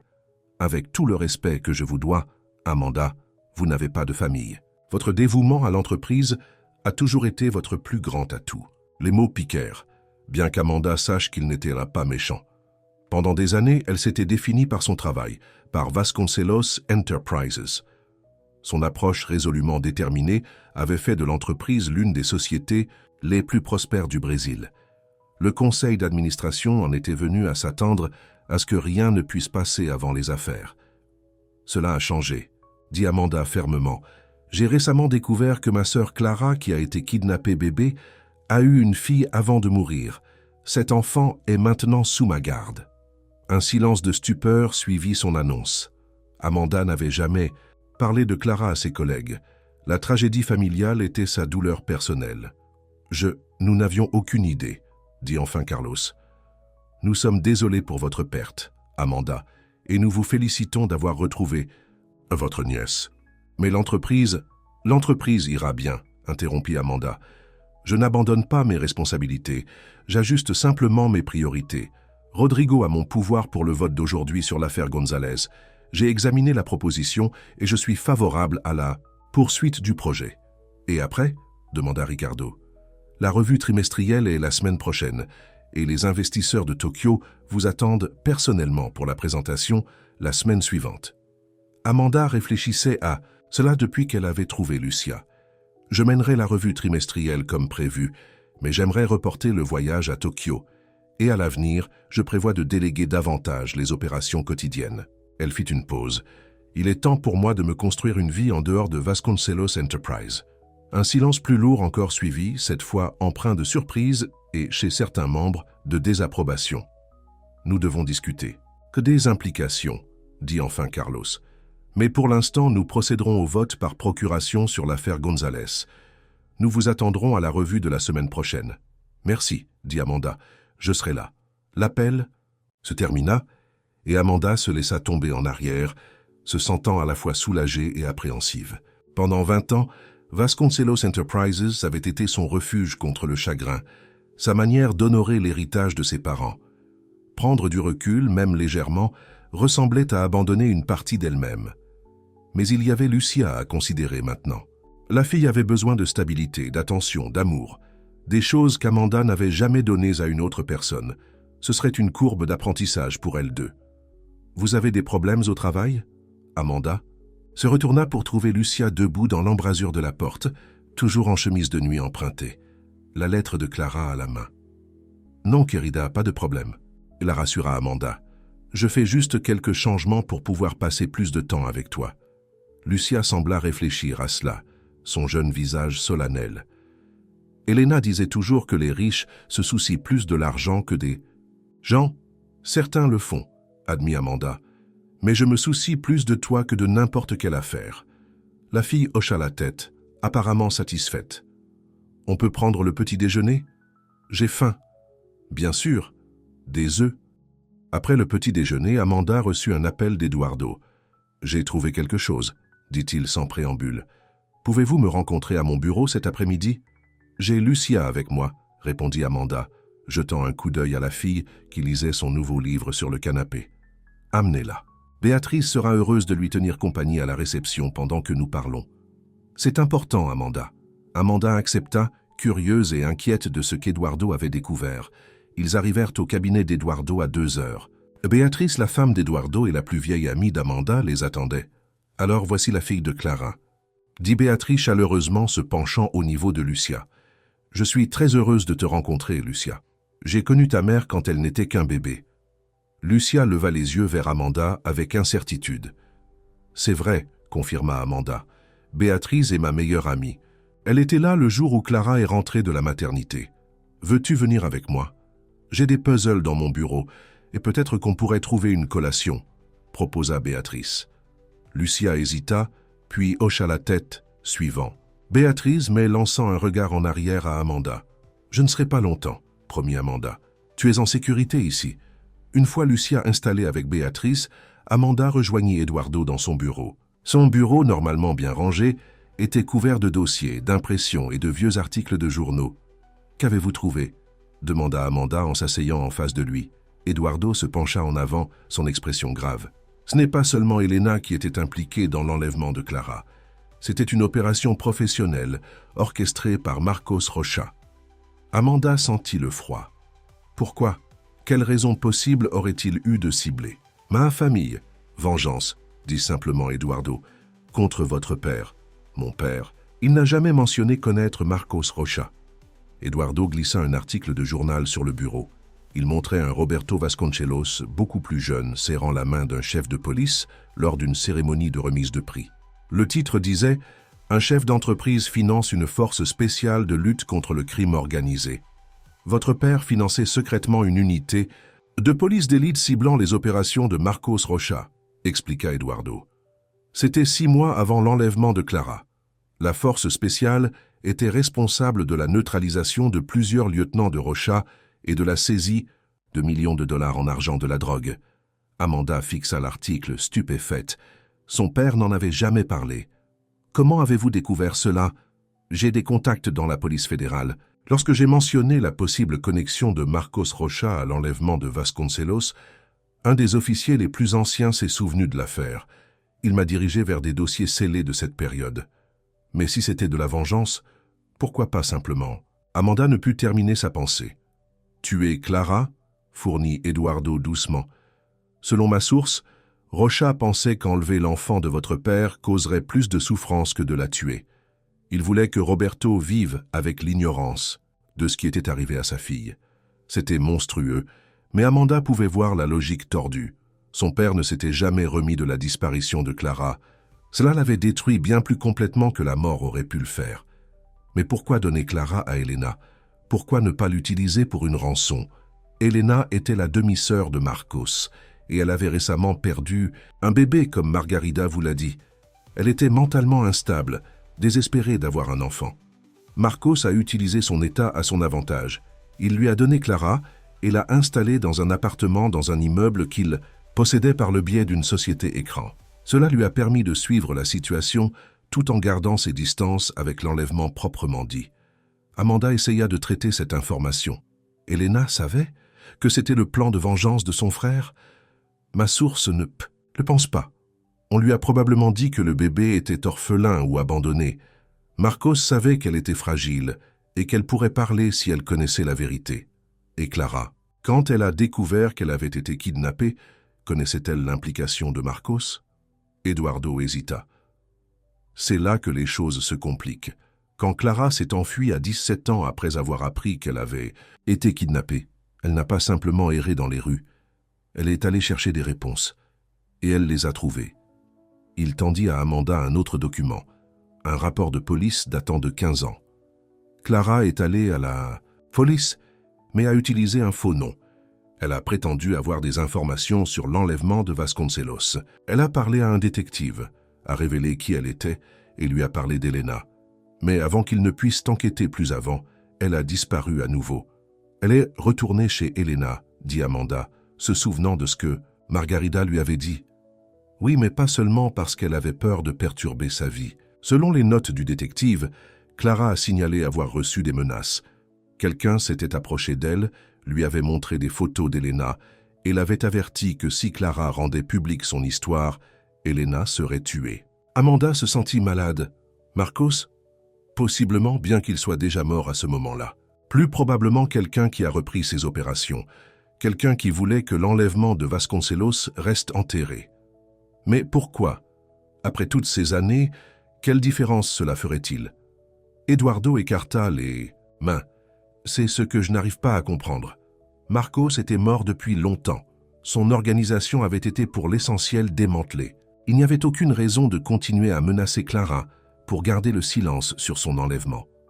Amanda réfléchit un instant. À moins qu'il y ait eu plus que ça. À moins que Clara n'ait découvert quelque chose sur son enlèvement, qui allait au-delà de la vengeance de Marcos. C'est ce que je pense, acquiesça Eduardo. Et cela nous amène à l'inquiétude actuelle. Quelqu'un d'autre sait que vous avez trouvé Lucia. Amanda se raidit. Qu'est-ce que vous voulez dire? Une de mes sources à la police a appelé ce matin. Il y a eu des demandes de renseignements à votre sujet et à propos de Lucia. Quelqu'un utilisant des voies officielles pour suivre vos mouvements, posant des questions sur un enfant en votre garde. C'est ça. Les demandes semblaient provenir d'un juge fédéral. Mais lorsque mon contact a vérifié auprès du bureau du juge, il n'avait autorisé aucune demande de ce genre. Quelqu'un utilise de fausses références pour recueillir des informations sur vous et Lucia. La peur saisit Amanda. Vous pensez que nous sommes en danger? Je pense qu'il est prudent de faire preuve de prudence. Quel que soit le secret découvert par Clara, il pourrait encore valoir la peine d'être protégé pour quelqu'un. J'ai organisé la sécurité de votre immeuble et je vous recommande de rester à la maison jusqu'à ce que nous en sachions plus. Le test ADN est prévu pour demain, dit Amanda. Nous en avons besoin pour établir la tutelle légale. Je ferai venir le technicien à votre appartement au lieu que vous alliez au laboratoire. Et Amanda, la voix d'Eduardo devint sérieuse. Ne faites confiance à personne en dehors de votre cercle immédiat pour le moment. Même pas aux gens de votre entreprise. Amanda hocha la tête, son esprit déjà en train de courir pour protéger Lucia. Lorsqu'ils ont récupéré Lucia au bureau de Béatrice, la fille souriait, plus détendue qu'Amanda ne l'avait vue. Béatrice avait un don avec les enfants. Elle et Eduardo en avaient 3. Nous avons passé un bon moment, dit Béatrice à Amanda. Lucia est extrêmement brillante. Elle a résolu un puzzle destiné à des enfants 2 fois son âge. Lucia sembla satisfaite des éloges, mais son sourire s'estompa lorsqu'elle remarqua l'expression tendue d'Amanda. « Il y a un problème ?» demanda-t-elle alors qu'elle descendait dans l'ascenseur où attendait le chauffeur d'Amanda. « Tout va bien », l'assura Amanda, lui serrant la main. « Mais nous allons faire une petite aventure. Au lieu de rentrer à la maison, j'ai pensé que nous pourrions rester à ma maison de plage pendant quelques jours. Tu aimerais ça ?» Les yeux de Lucia s'écarquillèrent. « Une vraie maison de plage? Directement sur le sable ?»« Directement sur le sable, » confirma Amanda. « Avec un porche où nous pourrons regarder le coucher du soleil. On peut y aller maintenant ?»« Tout de suite. Nous allons nous arrêter à l'appartement pour faire nos bagages et ensuite nous irons. » La maison de plage d'Amanda se trouvait dans une petite communauté exclusive à environ 2 heures de São Paulo. Ce serait plus sûr là-bas, plus isolé, avec une seule voie d'accès qui permettrait de repérer plus facilement toute personne approchant. Elle envoya un texto à son chauffeur pour lui annoncer le changement de plan lorsqu'ils atteignirent la voiture. À l'appartement, Amanda fit ses bagages rapidement, choisissant des vêtements pratiques et des articles essentiels. Elle prit l'arme dans son tiroir de chevet et la rangea dans son sac à main. Jasia rassembla ses nouveaux livres, son éléphant en peluche et la lettre de Clara. Alors qu'elle partait, le téléphone d'Amanda sonna. C'était Rodrigo. « Amanda, je dois vous parler d'urgence, » dit-il, la voix tendue par le stress. « L'affaire Gonzalez s'effondre. Ils demandent à vous parler directement avant de signer. Je ne peux pas en ce moment, Rodrigo. Je prends quelques jours de congé. Occupe-toi de ça ou laisse tomber. C'est pour ça que je te paye. » Amanda termina l'appel, concentrant toute son attention sur la sécurité de Lucia. Le trajet jusqu'à la maison de plage fut tendu pour Amanda, mais excitant pour Lucia, qui n'avait jamais quitté la ville auparavant. La fille colla son visage à la fenêtre, regardant le béton céder la place à une végétation luxuriante et enfin à des aperçus d'océan turquoise entre les arbres. « C'est si grand », murmura-t-elle lorsqu'elles arrivèrent enfin et virent l'Atlantique s'étendre à l'horizon. La maison de plage était moderne mais accueillante, du verre et du bois naturel posés sur pilotis pour se protéger des marées hautes, avec une terrasse enveloppante offrant une vue panoramique sur l'océan. Amanda l'avait acheté il y a 5 ans comme refuge contre sa vie trépidante, mais elle avait rarement trouvé le temps de l'utiliser. « Tout ça est à toi ?» demanda Lucia, courant de pièce en pièce, pleine d'excitation. « Ah, nous !» corrigea à nouveau Amanda. « Il y a une chambre à l'étage qui, je pense, te conviendrait parfaitement. Elle a une banquette fenêtre où tu pourras lire et regarder les vagues. » Elles s'installèrent et Amanda commanda des courses auprès du marché local. Au coucher du soleil, elles étaient assises sur la terrasse avec des tasses de chocolat chaud, regardant le ciel passer du bleu au rose puis au violet profond. « C'est la plus belle chose que j'ai jamais vue, » dit Lucia, la voix empreinte d'émerveillement. « Ta mère adorait le coucher de soleil, » lui dit Amanda. « Quand nous étions petites, avant ta naissance, nos parents nous emmenaient sur une plage comme celle-ci. Clara insistait pour rester, jusqu'à ce que la dernière parcelle de couleur s'estompe du ciel. « Vraiment ? Elena ne m'a jamais dit ça. Il y a tellement de choses sur ta mère qu'Elena ne connaissait probablement pas, » dit Amanda doucement. « Mais je peux te raconter toutes les histoires d'époque où nous étions petites. Et un jour, quand tu seras plus grande, je te raconterai toute la vérité sur ce qui lui est arrivé. » Lucia la regarda avec ses yeux sages et anciens. « Tu veux dire pourquoi elle a été enlevée de votre famille ?» Amanda hésita, surprise par la perception de la fille. « Oui, mais c'est une histoire pour quand tu seras un peu plus grande. » Elena m'a dit que ma mère était troublée, dit soudainement Lucia, qu'elle avait des problèmes dans sa tête. Est-ce vrai? Non, dit Amanda fermement. Ta mère était courageuse et forte. Elle était prise dans une situation très difficile, mais elle a toujours essayé de faire ce qu'il fallait, surtout en ce qui te concerne. Lucia hocha la tête, apparemment rassurée. Je suis contente que tu m'aies trouvée, dit-elle. Après un moment, Amanda sentit son cœur se gonfler. Je suis contente de t'avoir trouvé aussi, querida. Pendant 2 jours, elles vécurent dans une paisible isolation. Lucia découvrit le plaisir de construire des châteaux de sable et de chasser les coquillages. Amanda lui apprit à nager dans la douce houle. Le soir, elles préparaient ensemble des repas simples, et Amanda racontait des histoires de Clara bébé, la vraie Clara, pas l'histoire fabriquée qu'Elena avait créée. Le 3e jour, le technicien ADN est arrivé à la maison, envoyé par Eduardo. La procédure fut rapide et indolore, un simple prélèvement buccal pour Amanda et Lucia. Nous accélérerons les résultats, promit le technicien. Vous devriez les connaître dans les 48 heures. Après son départ, Amanda reçut un appel d'Eduardo. « Tout va bien là-bas » demanda-t-il sans préambule. « Oui, nous allons bien. Le test ADN est fait. Avez-vous appris quelque chose de nouveau ? Rien de concret pour l'instant. Mais mon contact à la police dit que les enquêtes vous concernant se sont arrêtées brusquement. C'est comme si ceux qui cherchaient avaient soit trouvé ce qu'ils voulaient, soit abandonné. » Amanda n'était pas sûre que cela soit rassurant ou inquiétant. « Je pense que nous resterons ici quelques jours de plus, juste pour être en sécurité. Bonne idée. Je vous ferai savoir si j'apprends autre chose. » Ce soir-là, tandis que Lucia jouait sur la plage à portée de vue de la maison, le téléphone d'Amanda sonna à nouveau. Numéro inconnu. Elle faillit ne pas répondre, mais quelque chose la poussa à appuyer sur le bouton d'acceptation. Amanda Vasconcelos. La voix était masculine, inconnue. Qui est-ce? Quelqu'un qui connaissait votre sœur. L'homme fit une pause. Et quelqu'un qui sait pourquoi elle a été enlevée. La main d'Amanda se serra sur le téléphone. Qui êtes-vous? Mon nom ne vous dirait rien. Mais je travaillais pour Marcos Rocha à l'époque. J'étais impliqué dans ce qui est arrivé à votre sœur. Pourquoi m'appelez-vous maintenant? Demanda Amanda, la voix tendue. Parce que je suis mourant, cancer, et je ne veux pas emporter ce secret dans ma tombe. Clara méritait mieux. Sa fille aussi. Amanda alla à la fenêtre, vérifiant que Lucia jouait toujours en sécurité sur la plage. J'écoute. Ce n'était pas seulement une vengeance contre votre père, bien que cela en faisait partie. Il y avait une autre raison pour laquelle Marcos a ciblé votre famille. Quelle raison?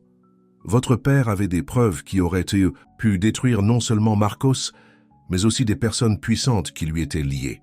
Des politiciens, des juges, des hommes d'affaires, des gens qui sont encore au pouvoir aujourd'hui. Amanda fronça les sourcils. Quel genre de preuves? Des documents financiers, des preuves de pots de vin, de blanchiment, d'argent, d'assassinat politique, commandés par des personnes au plus haut niveau. Votre père l'a découvert grâce à ses relations bancaires et prévoyait de les remettre aux autorités fédérales. Ça n'a pas de sens, objecta Amanda. Si c'était vrai, pourquoi ne pas simplement tuer mon père? Parce qu'il n'était pas sûr qu'il ait déjà fait des copies des preuves ou où il aurait pu les cacher. Prendre son enfant était un levier, une assurance pour s'assurer qu'il ne révélerait jamais publiquement ce qu'il savait. L'esprit d'Amanda s'emballa. Son père avait été cadre bancaire avant de créer Vasconcelos Enterprise. Il aurait eu accès à des informations financières sensibles. Ont-ils jamais trouvé ces preuves? Non. Votre père était plus intelligent qu'il ne le pensait. Il les a trop bien cachées.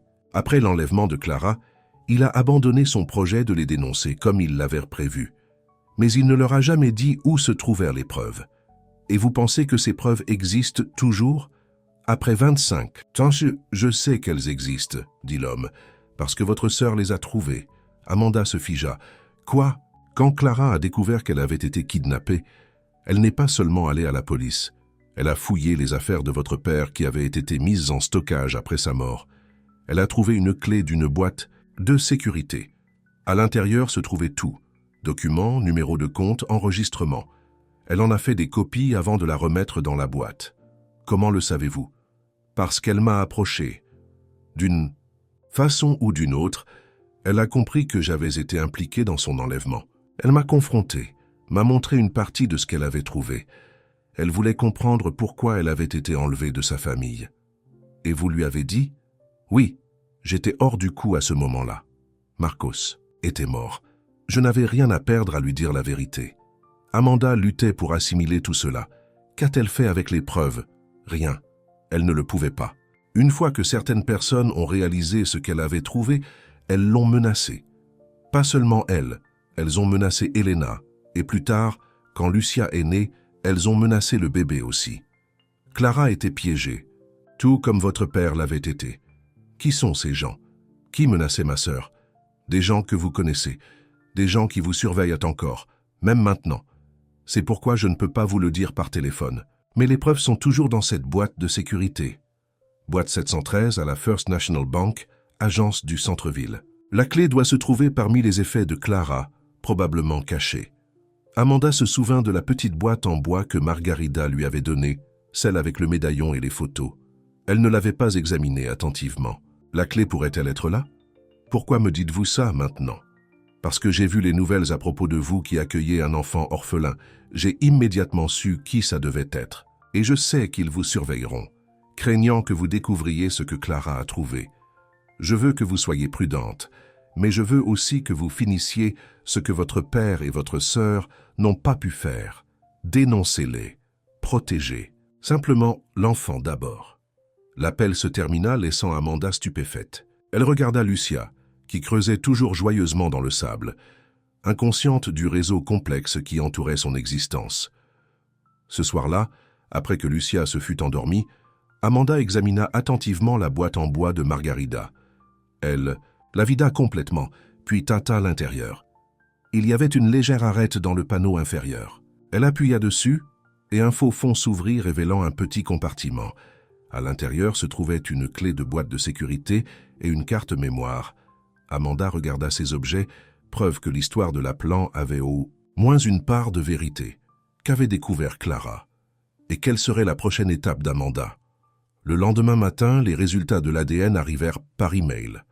Comme prévu, ils confirmèrent que Lucia était la fille de Clara et la nièce d'Amanda. Eduardo demanda immédiatement une tutelle d'urgence, qui fut accordée compte tenu des circonstances et des documents dont il disposait. Lucia était officiellement sous la responsabilité d'Amanda maintenant. Sa famille. Cela clarifiait la décision d'Amanda. Elle appela Eduardo. « J'ai besoin de ton aide pour quelque chose, dit-elle. Quelque chose de délicat. Bien sûr. De quoi as-tu besoin?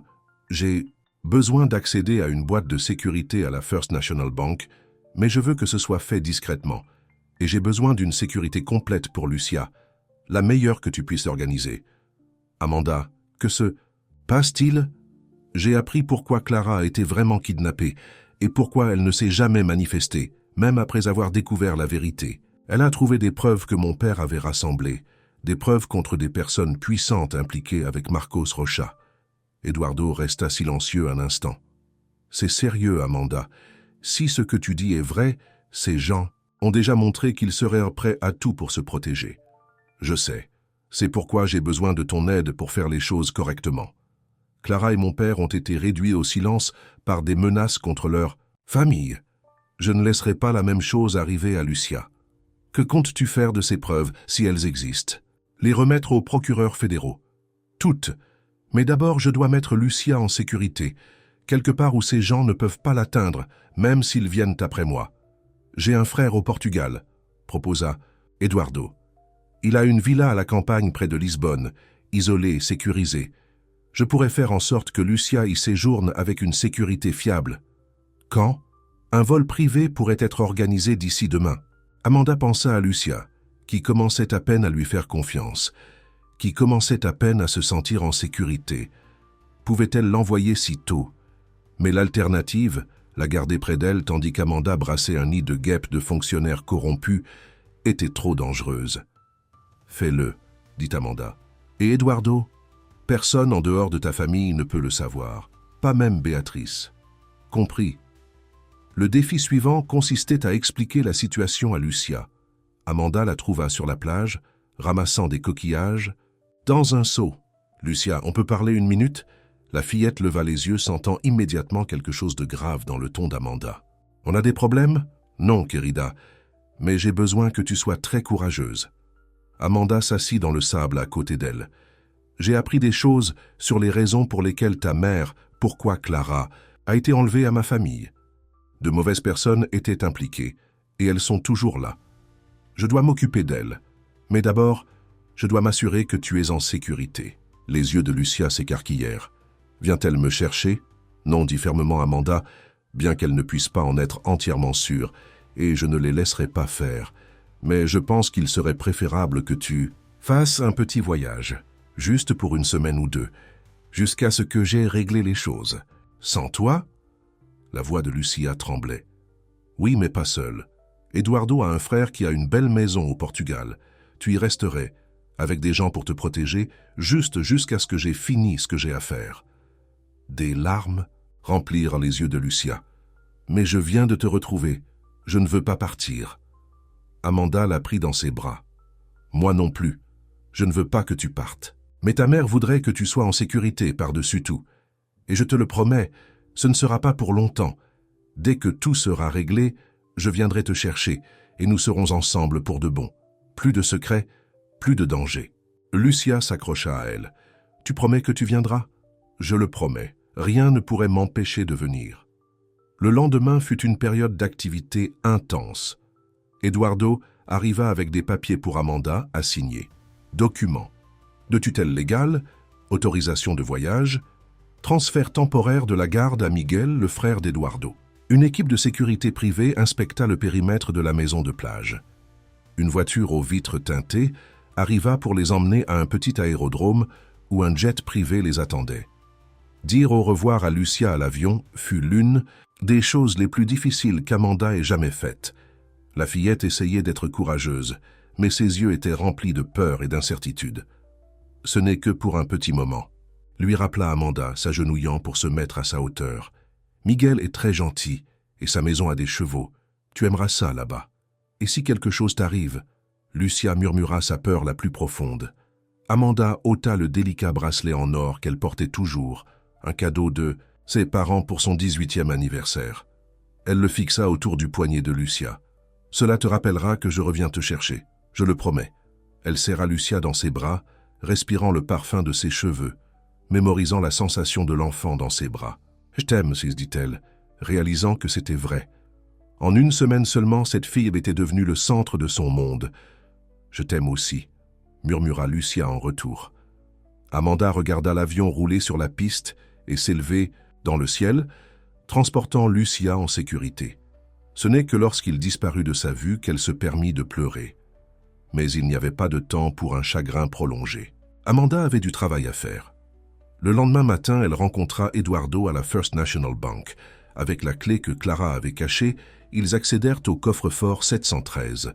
À l'intérieur, ils trouvèrent exactement ce que l'appelant mystérieux avait décrit, des dossiers de documents financiers montrant des flux d'argent entre l'organisation de Marcos Rocha et de hauts fonctionnaires, des enregistrements de conversations discutant d'activités illégales, des photographies documentant des rencontres entre des criminels et des politiciens qui niaient publiquement tout lien.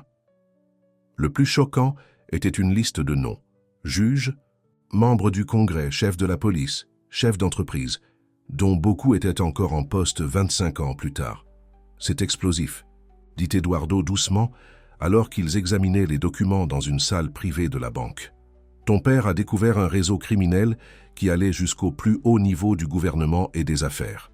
Et ils ont kidnappé Clara pour le faire taire, » dit Amanda avec gravité. « Ça a marché, il n'a jamais rendu public quoi que ce soit.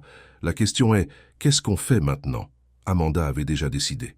« On le donne à la procureure fédérale Elena Duarte. Elle a une réputation d'intégrité, et elle est assez puissante pour nous protéger une fois que cela sera rendu public. » Eduardo hocha la tête. « Je la connais. Je peux organiser une réunion, mais elle devra être discrète. » 2 jours. Plus tard, Amanda était assise dans le bureau privé d'Elena Duarte, les preuves éparpillées sur le bureau de la procureure. « Si cela est authentifié, cela provoquera un tremblement de terre politique, » dit Elena, son expression grave, alors qu'elle examinait les documents. « Beaucoup de ces personnes sont encore en fonction, exerçant toujours une influence considérable. Mon père a vérifié tout avant de prévoir de se manifester, » dit Amanda. « Et d'après ce que je comprends, ma sœur a fait une vérification supplémentaire il y a 15 ans. C'est réel. » Elena la regarda vivement. « Tu comprends ce que tu fais en me présentant cela? Une fois que j'aurai commencé une enquête, il n'y aura plus moyen de s'arrêter. Ta vie sera bouleversée. Il y aura des menaces, peut-être des tentatives pour te discréditer, ou pire. Je comprends. Mais ma nièce mérite de grandir, dans un monde où les personnes qui ont détruit sa famille sont traduites en justice. Ma sœur et mon père n'ont pas pu le faire. Moi, je le peux. » Elena hocha lentement la tête.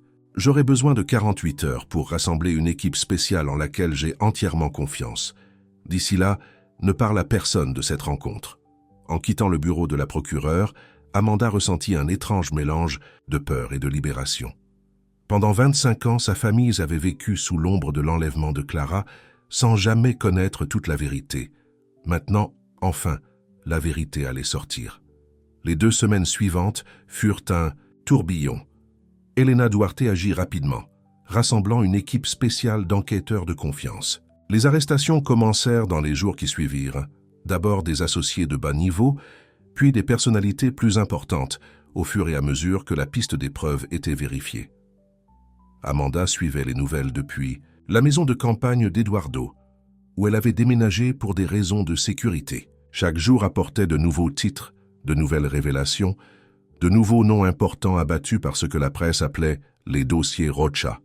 Elle parlait à Lucia tous les jours par appel vidéo. La fillette s'adaptait, Bien au Portugal, enchanté par les chevaux de Miguel et la campagne, mais demandait toujours quand Amanda viendrait. Bientôt, promit Amanda. Très bientôt. Enfin, 1 mois après les premières arrestations, Elena Duarte appela Amanda. « C'est fait », dit la procureure. Le dernier des principaux acteurs a été arrêté ce matin. Il y aura des procès, bien sûr, et des appels, mais le réseau a été exposé. Ils n'ont plus le pouvoir de vous menacer, vous ou Lucia. « Merci, dit Amanda soulagée. « Pour tout. Non, merci à vous, répondit Elena. Ce que vous et votre famille avez sacrifié, cela a rendu cela possible. Votre père et votre sœur seraient fiers. » Le lendemain, Amanda prit l'avion pour Lisbonne. Le vol sembla interminable, son impatience grandissant à chaque heure qui passait. Lorsque la voiture arriva enfin à la villa de Miguel, Amanda pouvait à peine se contenir. Lucia attendait sur les marches d'entrée, rebondissant d'excitation. Au moment où Amanda sortit de la voiture, la fillette se jeta dans ses bras. « Tu es revenue !» s'écria Lucia, s'accrochant à elle. « Bien sûr que je suis revenue, » dit Amanda, la serrant fort. « Je l'avais promis, n'est-ce pas ?» Ce soir-là, alors qu'elles étaient assises sur la terrasse de la villa de Miguel en regardant un autre magnifique coucher de soleil, Lucia posa la question qu'Amanda attendait. « Que se passe-t-il maintenant? On retourne au Brésil ?» Amanda prit la main de la fillette. « Cela dépend de toi, on pourrait rester au Portugal pendant un moment, ou on pourrait retourner à São Paulo, ou on pourrait aller quelque part de totalement nouveau. Ce que tu veux. » Lucia réfléchit à cela, son jeune visage sérieux. « Je crois que je veux rentrer à la maison, à notre maison. » « L'appartement à São Paulo ?» Lucia hocha la tête. « Et peut-être parfois la maison de plage. » « J'aimais ça là-bas. » Amanda sourit. « Alors c'est ce qu'on fera. Mais d'abord j'ai quelque chose à te montrer. » Elle tendit à Lucia une petite boîte en velours. À l'intérieur, il y avait une délicate chaîne en argent avec un petit pendentif en saphir, une version plus petite du médaillon. « De Clara. C'est pour toi, » dit Amanda. « Je l'ai fait faire pour qu'il corresponde au médaillon de ta mère.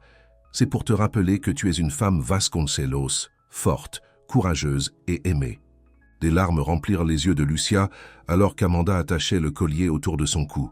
« Merci, » murmura-t-elle. « Il y a autre chose, » continua Amanda. « J'ai réfléchi à l'entreprise, Vasconcelos Enterprises. Elle a été créée par ton grand-père, et un jour, elle te appartiendra. » Les yeux de Lucia s'écarquillèrent. « Moi? Mais je ne connais rien aux affaires. » Amanda rit. « Tu as tout le temps d'apprendre. Mais oui, tu es maintenant l'héritière Vasconcelos. Tout ce que j'ai te sera un jour à toi. C'est ce que signifie la famille. »« Famille ?» répéta Lucia, touchant le médaillon. « J'ai une vraie famille maintenant. »« Oui, tu en as une, » dit doucement Amanda. « Et rien ne changera jamais cela. » 2 semaines plus tard, elles retournèrent à São Paulo. La frénésie médiatique entourant les dossiers Rocha avait commencé à se calmer, bien que les procédures judiciaires contre les accusés se poursuivraient pendant des années. Amanda et Lucia s'installèrent de nouveau dans l'appartement du Penthouse, qui comportait maintenant une chambre bleu vif remplie de livres, de jouets et d'une étagère spéciale pour la collection de coquillages grandissante de Lucia. Vasconcelos. Enterprises continua sous la direction d'Amanda, mais avec des changements. Elle travaillait moins d'heures, déléguait plus de responsabilités et emmenait Lucia au bureau de temps en temps pour en apprendre davantage sur l'entreprise. Familiale. Plus importante encore, elle créa la fondation Clara Vasconcelos, dédiée à aider les enfants victimes de crimes et de trafic. Un an jour pour jour après qu'Amanda eut donné son manteau à une fillette grelottante dans la rue, elles organisèrent une petite cérémonie au mausolée familial. Avec une autorisation spéciale, elles firent déplacer les restes de Clara du cimetière public où elle avait été enterrée sous le nom de Maria Cordeiro, pour reposer aux côtés de Roberto et Isabella Vasconcelos. Lucia déposa un bouquet de roses blanches sur le nouveau monument qui portait le vrai nom de sa mère, Clara Vasconcelos, fille et mère aimée. « Penses-tu qu'elle sait ?» demanda Lucia alors qu'elle se tenait main dans la main devant la tombe. « Qu'on s'est trouvé? Qu'on connaît maintenant la vérité ?» Amanda regarda la fillette qui était si inopinément devenue le centre de son monde. « Oui, » dit-elle avec certitude, « je pense qu'elle sait. Je pense qu'elle veille sur nous depuis tout ce temps. » Alors qu'elle retournait vers la voiture, Lucia fouilla dans sa poche et sortit la photographie. Celle qui était dans la poche du manteau d'Amanda, ce soir-là, fatidique. La photo de la famille Vasconcelos au complet, avec le bébé Clara dans les bras de sa mère. « Je suis contente d'avoir eu cette photo », dit Lucia, étudiant les visages de la famille qu'elle n'avait jamais connue. « Elle m'a menée à toi. » Amanda passa son bras autour des épaules de sa nièce, se souvenant du choc et de l'espoir qu'elle avait ressenti lorsqu'une enfant des rues lui avait montré cette photo perdue depuis longtemps. « Non, Querida, dit-elle doucement, tu m'as menée à toi, et je serai reconnaissante pour cela chaque jour de ma vie. » Ensemble, la tante et la nièce marchèrent vers leur avenir, les douloureux secrets du passé enfin mis au repos. La photo qui les avait réunis soigneusement, rangée, plus nécessaire mais jamais à oublier.